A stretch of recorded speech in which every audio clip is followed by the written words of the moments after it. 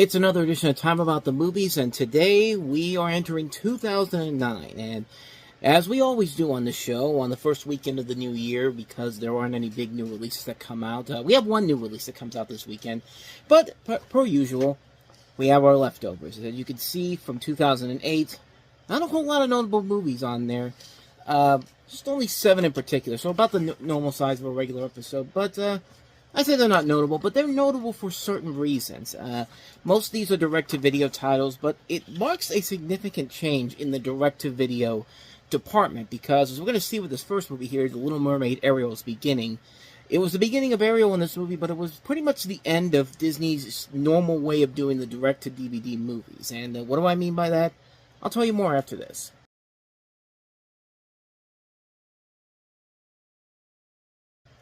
All it took was Ariel losing her mother to music. No, seriously, music is banned in this movie because Ariel's mother gets killed in an accident, and but that's literally how this whole thing goes. The movie basically is that you have the story that's taking place, the events before the 1989 classic, of course, and the 2000 sequel.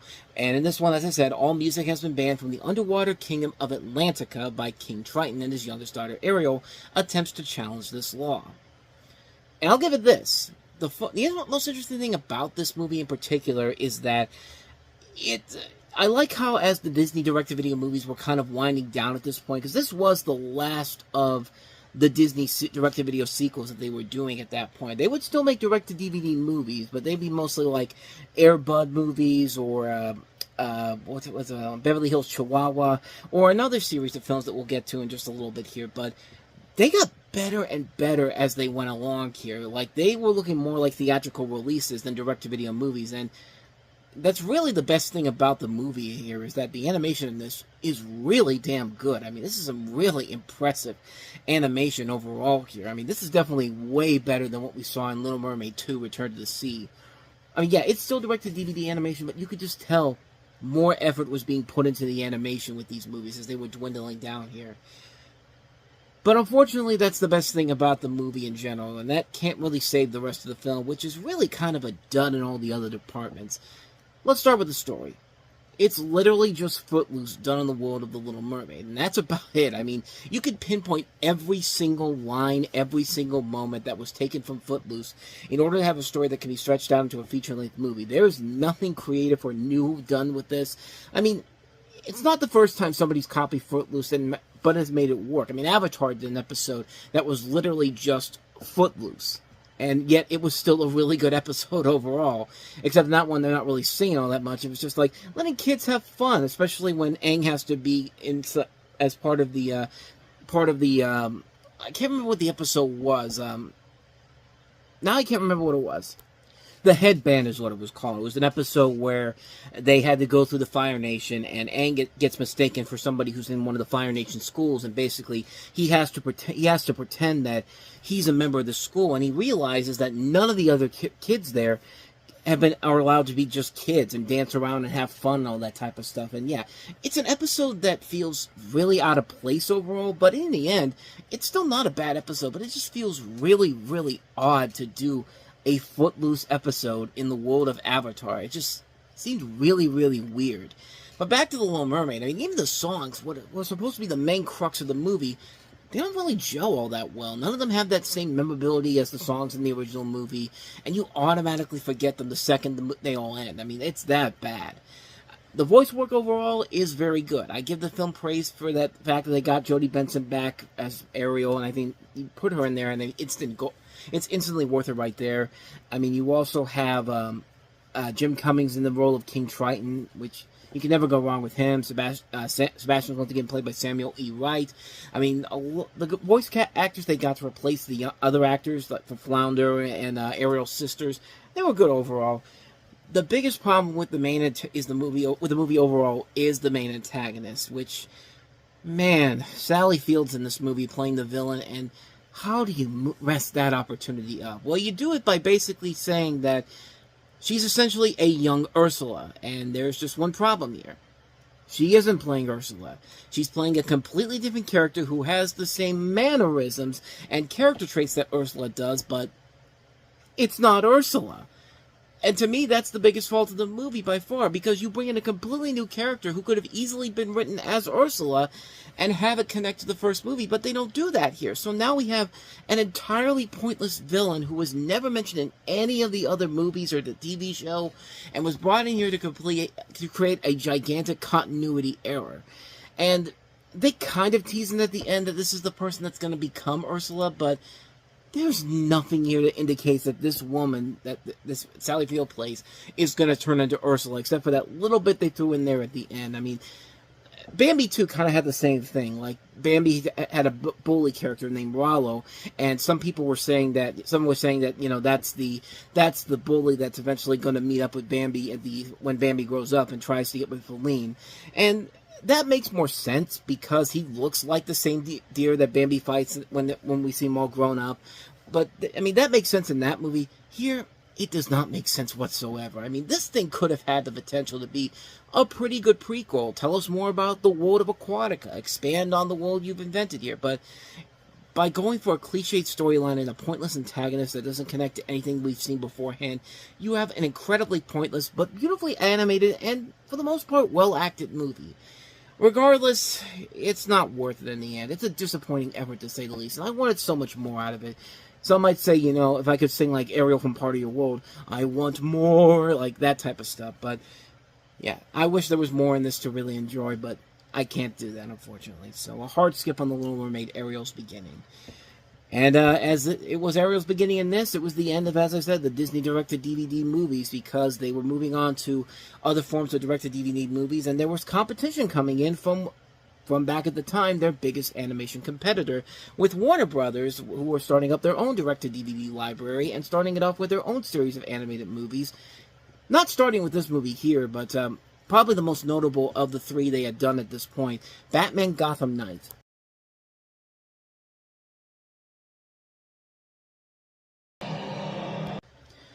So yeah, I forgot to put Superman Doomsday in the 2007 leftovers, because that was officially the first of these DC animated films that started out being produced by Bruce Timm. And of course, Bruce Timm, for those of you who don't know, was the main guy behind Batman the Animated Series, Superman the Animated Series, Justice League, all those shows you used to watch back in the 90s, and all, like, he's part of the reason why those shows were memorable, and why everyone got excited when they started doing these movies again, because you were having him come back after so many of these movies that were coming out after 2001, after Justice League came out, were not really all that good. Superman Brainiac Attacks wasn't that great. Mystery of the Batwoman was, it wasn't that bad overall, but it definitely felt lesser compared to some of the stuff that was coming before from these guys. But they were the main producers on these movies, and Batman Gotham Knight was the biggest one they had had up to that point, because we had The Dark Knight coming out around that time, and this is a anthology film in the same style as The Animatrix. Now, of course, The Animatrix was 9 different short films from 9 different animators centering around the world of the Matrix, and like that movie, we have this film here, which is 6 different segments. They're all different segments with different animation styles, different people behind it, and they're not necessarily meant to be canon to the Nolanverse, and all of them have Kevin Conroy as the voice of Batman in them. You have a story that's basically kind of a movie version of the episode of The Legend of the Dark Knight from Batman the Animated Series, where you have these kids telling the story about Batman and all these different stories that they have, and then Batman comes in at the end to fight a bad guy, and they become part of the story. Then there's a second story called Crossfire, where Batman and James Gordon has to send out Crispus Allen and Anna Ramirez, and they go out to fight this Russian mafiosa, and this guy Maroni, played by Rob Paulsen. I gotta say, Rob Paulsen as Maroni was surprisingly pretty good. I mean, you're hearing Yakko Warner saying "son of a bitch" and I'll kill her, I swear to God, and the way he's doing it, like, it's pretty fun to watch. And of course, Batman shows up at the end to save the day in that one. The next one you have is Field Test, which is the one that features Lucius Fox, played here by Kevin Michael Richardson. And in that one, Bruce Wayne, it's basically a Bruce Wayne storyline where you have an accident involving a new Wayne-Comp satellite gyroscopic electromagnetic guidance system, which gives Lucius Fox an idea to create a device with a satellite's gyro with an advanced sound sensor that will electromagnetically detect small arms fires. Bruce Wayne takes the device and attends a charity golf tournament by developer Ronald Marshall, once again played by Corey Burton, who played him in the previous segment, with whom he discusses the mysterious death of a woman and who opposes some of Marshall's plans. And of course, Batman comes in to go after him, and that leads to the end of that story. In Darkness Dwells is one where you have Batman going up against the Scarecrow, and I believe he also goes up against not Bane. Is Killer Croc in that one? Killer Croc is in one of these. Yeah, Killer Croc is definitely in this one, because I remember the fight scene that he and Batman get into, and it's really good. Like, it's a really, really damn good segment. Working Through Pain is basically continuing from the story of In Darkness Dwells, where Batman gets shot in the stomach by a man hallucinating in the sewers of Gotham, and he's basically taken back to his time when he got to go ahead and do surgery when he was a surgeon in he was basically assisting a doctor in performing anesthesia back in the day. And the episode and the whole thing is basically how Bruce experiences managing pain and where that'll come from. And it's a very intriguing short, blending the past and present nicely and showing us a nice take of how Bruce overcame his pain and his fears to become who he is today. And then the last one you have here is called Deadshot, and this you have, of course, this is where you have Deadshot in here, played by Jim Meskimen, who also plays James Gordon in here. And all these segments are really, really good. I think they do an amazing good job of giving Batman all these unique and visual animation styles, while also blending in a lot of really good stories, decent character development, and also some really good, pretty tense, and exciting action sequences in this. I mean, this is really, really impressive stuff. The Animatrix was good, but there was only about half of the segments in there that were actually really damn good in that one, and only half of them were about 50-50, so-and-so. I mean, the whole thing was pretty much 50-50, but the best stuff in there, probably the Final Flight of the Osiris, and maybe the one where the kid, there's one in the Animatrix where a kid, I think, is trying to commit suicide. I haven't seen it in a while, but I remember half of the shorts being good. But here, this really is a pitch-perfect direct-to-video film, anthology film, where everything just works. It comes together so well. It's a terrific film. It's one you should definitely check out. But before we had Batman Gotham Knight, we had Justice League, The New Frontier.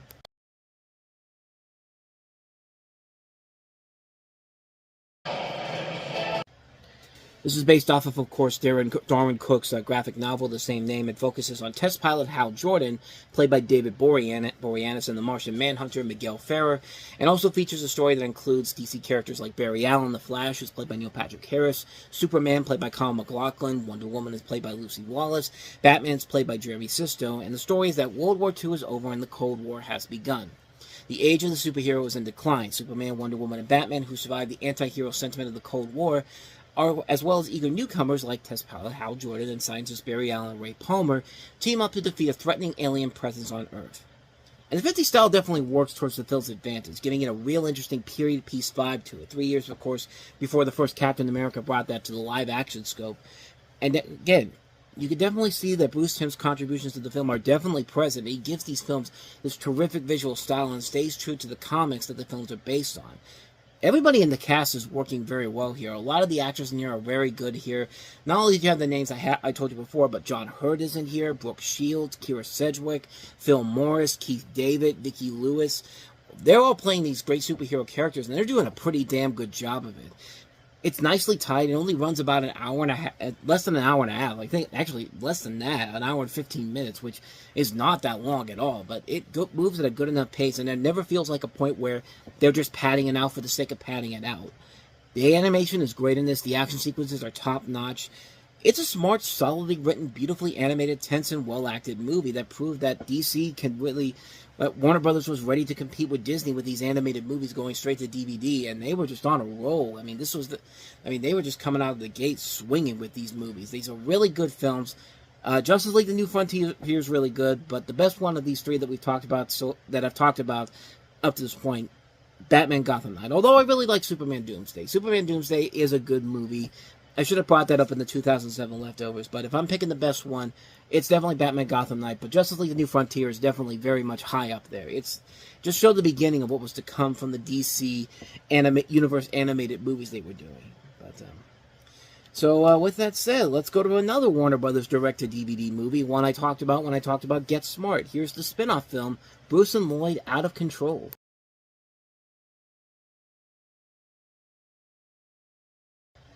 So yeah, this was a really odd thing to do. Shoot a second movie while you're also making this much bigger movie with Get Smart. And I don't know what I don't know what the whole concept was. Like, was this planned all along, or was this kind of like Anchorman, where they'd had so much lost footage from maybe a subplot they would have had with these two characters, and just said, "Fuck it, let's make a movie and send it straight to DVD." Straight to DVD. I don't know. I don't know if we ever found out how this actually came to be. But is it any good?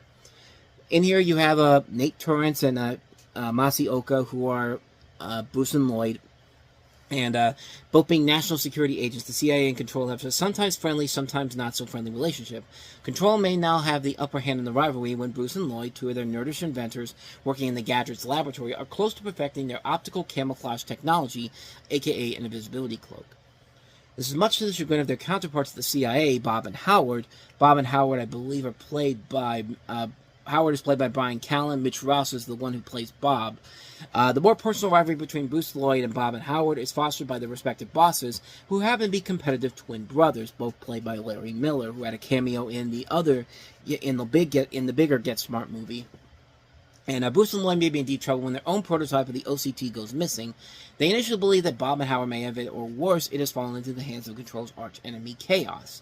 But they discovered that it was stolen by a beautiful woman named Isabella, played by Marika Dominicics.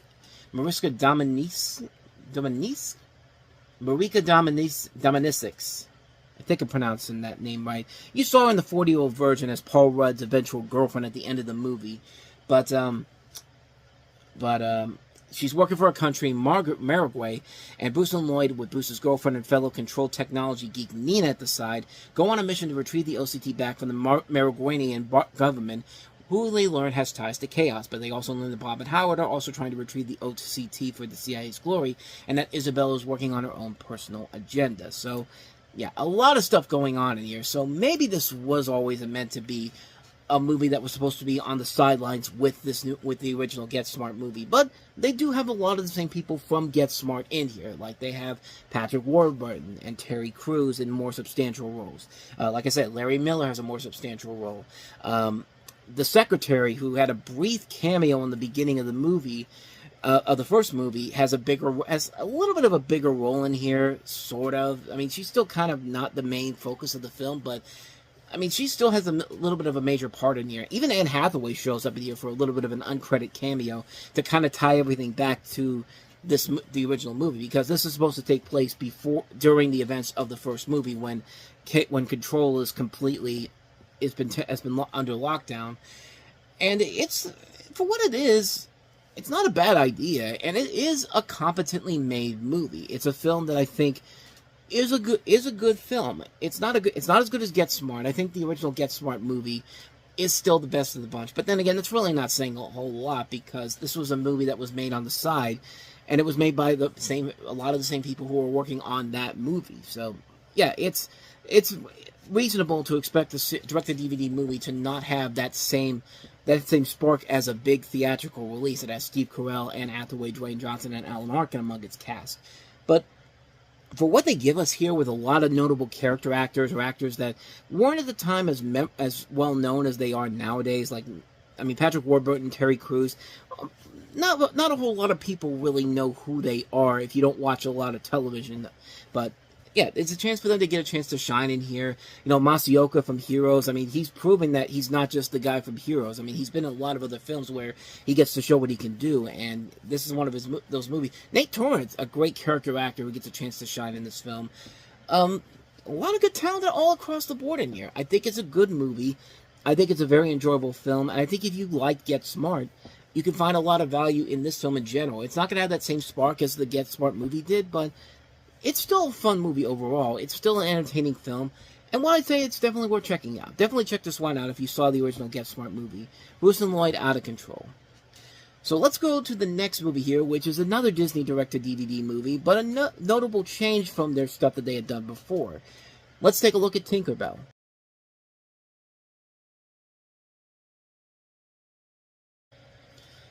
So yeah, this is definitely a notable change from what Disney was doing with their direct-to-video movies, because Little Mermaid Ariel was beginning with the last of the direct-to-DVD sequels, and most of the animated movies they were doing straight to DVD eventually just became this franchise they were trying to set up, the Disney Fairies, with Tinkerbell being the first one of that series. The spin-off film, of course, of the character from Peter Pan. And notable because this was the first ever time that Tinkerbell ever had a speaking role in here. It was originally supposed to be Brittany Murphy, but then she was passed over for Mae Whitman, of course, I keep thinking she was on Arrested Development, but Scott Pilgrim versus the World. She's been a prolific voice actress for so many years, but she took on the role. She became the voice of Tinkerbell, and follows Tinkerbell's origin story before she met Peter Pan and works out in a place called Pixie Hollow and struggles with what her talent is. And from the get-go, from that trailer, you could pretty much tell who this movie was aimed for. Little girls. Girls under the age of like maybe 10 years old at the most, but maybe even lower than that. It's a movie that wasn't meant to be on the same level as something like A Little Mermaid Ariel's beginning, although that was made for little girls too. But like, at least the Disney animated movies were made for families in general. This is a movie that's made for little girls and little kids in general, and for what it is, it's perfectly salvageable for what it is. I mean, there's nothing really all that wrong about it, per se. It's nothing really that great either, but it is what it is, and I think the target audience will enjoy for what it is. A great voice cast overall in here. Not just Mae Whitman, but Kristen Chenoweth, Raven-Symoné, Lucy Liu, America Ferrera is in here as well. Jesse McCartney. They have prolific Angelica Houston, Jeff Bennett, Rob Paulsen, Pam Adlon. I mean, they have a lot of good names in here. Sometimes there's a good joke here and there, but other than that, again, it is what it is. It's a movie that is clearly made for little girls, little kids in general, and it's not made for somebody like me in my 30s to really get into. And yeah, it really isn't. Me personally, I don't think it's anything that special. But again, it's not made for me. It's made for little kids, and for little kids, it's perfect for them. There's nothing bad about it. It's a completely harmless movie.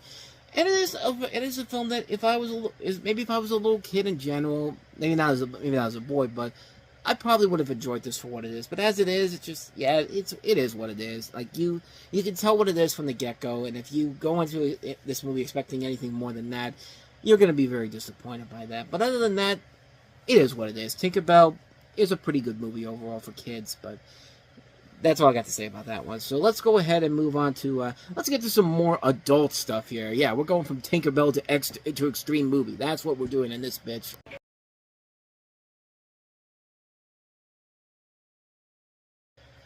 I mean, Jesus, I didn't think anything could kill Kevin Hart more than Soul Plane, but that came pretty close. I mean, that was literally right up there. And yeah, that trailer completely lies to you. This is not one of those generic teen sex comedies. No, this is a sketch comedy movie, and they don't tell you that in that trailer there. That makes it look like you're watching something like Sex Drive or another American Pie movie. But no, nothing could be further from the truth on this movie. This is a sketch comedy movie focusing on teen sex, and I guess teenagers is and a little bit of an overstatement here, because I mean, most of these people in here are not even close to teenager range, but this is a series of vignettes starting with Matthew Lillard's sex advice intercut with every couple segments. You have a character played by Ryan Pinkston trying to impress his crush Stacy. One character, Fred, played by Michael Cera, meets a girl online, and they arrange for menacing action, only for Fred to break into the wrong apartment, as you see in the trailer there. The promiscuous Betty goes to the next level, kinkier and kinkier, with more outrageous sexual adventures with Chuck, played by Frankie Muniz, and later Fred. Justin buys a vibrating vagina, Justin played by Andy Milonakis, and falls in love with it, all the time while crushing on another girl. The vibrating vagina has a personality of its own and commits suicide when Justin rejects it. There's a real sex-esque sketch where a girl attempts to have sex with two black men on campus. Two guys, Barry and Leon, one of them played by Kevin Hart, and the other played by, if this is the same thing I'm thinking of here,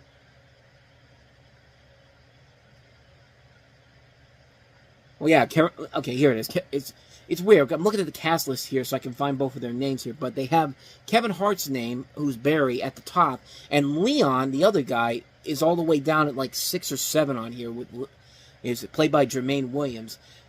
Jessica, is played by Regan Wallace. In an attempt to become horny, puts a vibrating cell phone in her vagina, only for it to fall in. Len, played by Ben Feldman, wakes up to find another girl in his bed and his parents home as well. The whole thing turns out to be a hidden camera bisexual show. Sex education teacher Mr. Matthews, who's played by John P. Farley, teaches his class with no rules and a lot of embarrassment, usually centering around Ryan Pinkston's Mike character. And Ronnie, who's played by... Again, they don't have all these names listed on here.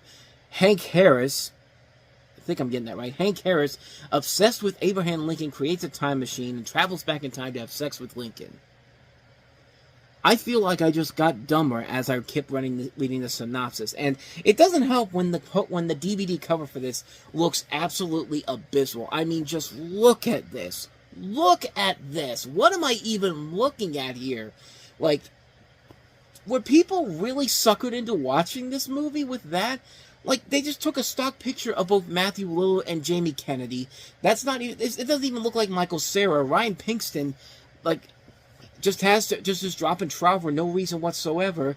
There's a girl here in a dominatrix outfit, which is not the same girl we saw in the trailer, and there's a random blonde girl who's naked over the unrated thing, because if you watch it, you're going to see boobs, and I guess that's all that matters to this fucking movie.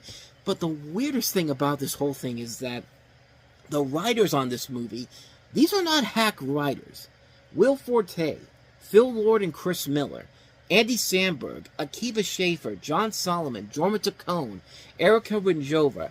These are not hack writers. These are writers that we know have gone on to become great writers in their own rights. But man, what a mess of a movie this is. I mean, this is unbelievably bad. I mean, it's like somebody saw the Kentucky Fried Movie, which you should see.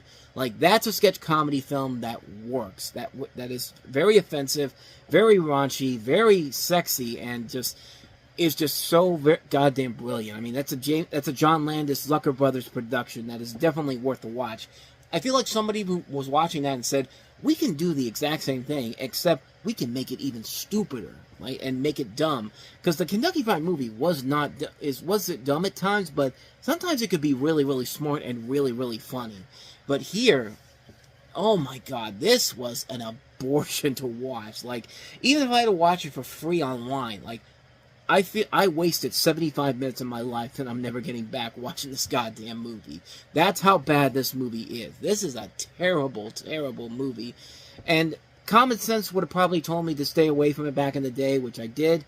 And then, knowing that I had a chance to talk about this and say, I'm going to watch it, why not? How bad could it possibly be? And it's like you're making Friedberg and Seltzer movies look better by comparison. I mean, that's how bad this movie is. That's how terrible this pile of garbage is. Just, again, I think that right there is everything that you need to know to not see Extreme Movie. There are so many better things you could be doing with your life than watching this pile of garbage. You can go see an uplifting World War II movie with Daniel Craig. That's our last one we have here. Let's switch over to that awkward transition to Defiance.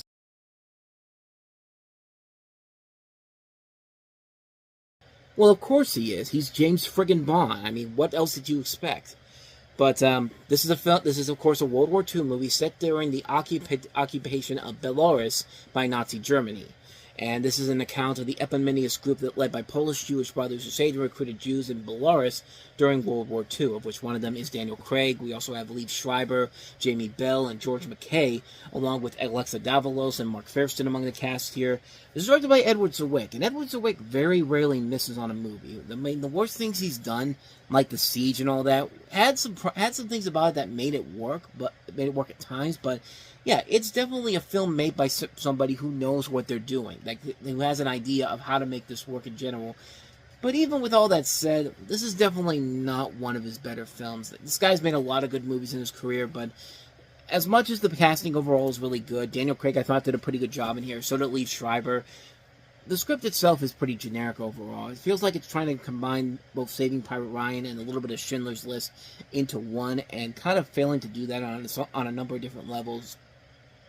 Like, even the war scenes in particular that they show in here are really not as spectacular as they could have been. I mean, it's, like I said, not a bad movie overall, but just definitely felt like a film that had so much more that they could have done here, but it just wasn't worth it in the end. So unfortunately, a skip on Defiance, even though it's not as bad as it could have, as I made it out to be early on, but it's definitely not as good as it could have been, especially considering who's directing this movie with Edward Zwick. So mixed opinion, but mostly leaning towards a negative on Defiance. And so with that said, we wrap up another edition of Time About the Movies, and the next time we meet, we take a look at the first 3 movies of the last year of the first decade of the 21st century. And it is January, so that means let's bring out the movies that were dumped on this weekend because the studios knew how bad they were.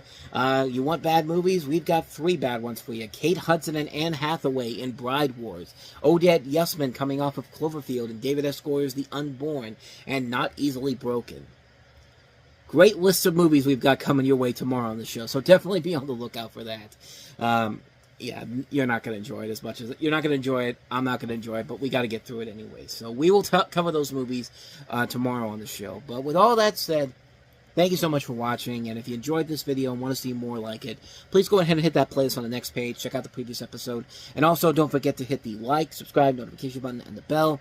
That's where you get updates on when new videos come out, and we do post new videos here every day. So, with all that said, I am off. I'll see you guys next time, and until then, as always, take care.